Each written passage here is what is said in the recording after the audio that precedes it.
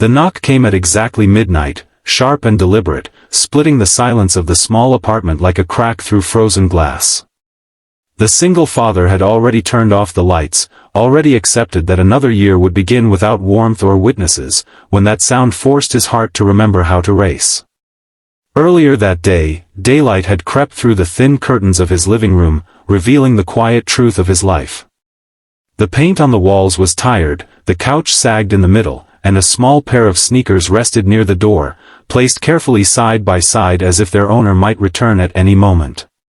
His name was unhealed, a man who had learned to measure time not by calendars but by absences. The morning sun touched the framed photograph on the shelf, a frozen moment of his late wife laughing on a beach, their daughter on her shoulders, all three of them unaware that happiness could be temporary. Armin stood in that light holding a chipped mug of coffee, feeling the familiar ache in his chest that never quite healed. New Year's Eve had always been a promise once, but now it was only a reminder of how alone he had become. The day unfolded slowly, wrapped in winter light. Armin walked his daughter's old route to school even though she no longer needed it, passing trees stripped bare by the season, their branches clawing at the pale sky. He remembered how he had planned to stay awake until midnight only to make sure the year ended without any more losses. He bought a small cake from a corner bakery, not because he wanted to celebrate, but because he did not want to forget how. Back home, daylight lingered on the kitchen table where he set out 2 plates out of habit before quietly putting one away. The apartment filled with the soft hum of the heater and the heavy silence of a man who had learned to carry grief like a second spine. If you are watching Broken Smill and you believe in hope, compassion, and second chances, this is the moment to like, comment, share, and subscribe, because stories like this are born from the quiet places where hearts still dare to hope. As the sun sank and the city prepared for noise and fireworks, Armin closed himself off from the world. He fed the stray cat that sometimes waited by his window, folded a blanket on the couch, and sat staring at the clock as if it were an adversary. His mind drifted back to the choices that had shaped him, the job he left behind to raise his child alone, the promotions he never chased, the friends he slowly stopped calling because grief had made him feel like a burden. By the time night settled fully, his resolve was firm.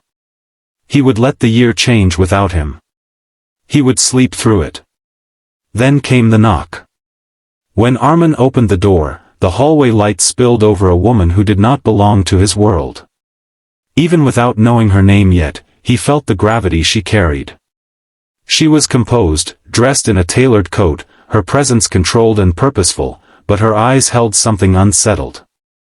This was Mara Voss, a woman whose face appeared on business magazines and economic panels, the billionaire CEO who had built an empire from algorithms and iron discipline. The world knew her as untouchable. Standing there, she looked like someone who had finally reached the edge of her own success and found it hollow. The hours that followed were strange and quiet.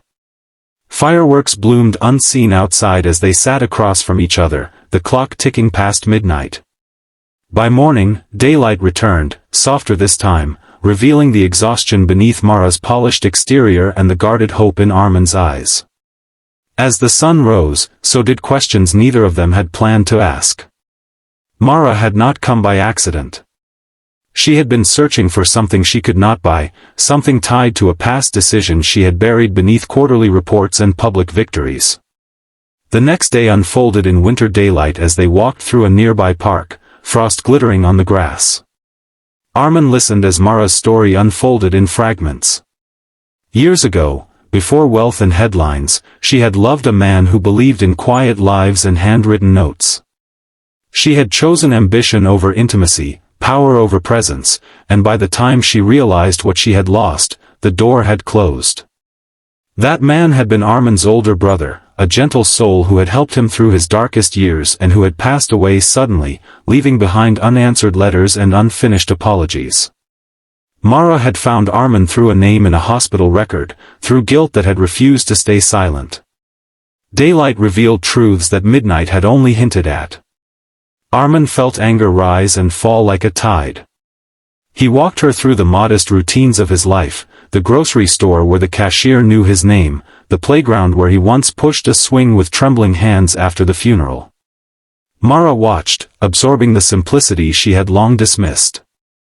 In the clarity of day, she saw what her billions could not rebuild, and Armin saw that even the most powerful people could be unbearably lonely. Life tested him in those hours. He wrestled with resentment, with the fear that letting her into his world would reopen wounds he had spent years stitching closed. Yet as they shared a quiet lunch in the sunlit kitchen, something shifted. Mara did not offer solutions or money. She offered presence. She listened without interrupting, her confidence replaced by humility. Armin felt himself break, tears coming without warning, grief spilling out in a way it had not for years. The daylight held him, unflinching. As evening approached again, the apartment felt different. Lighter, not because the past had changed, but because it had been seen. Mara stood by the window watching the city settle into calm, her reflection merging with the room she did not own but somehow belonged to in that moment. Armin realized that this unexpected knock had not come to fix his life but to meet it where it was. If this story has reached something tender inside you, support it, because your belief keeps these moments alive.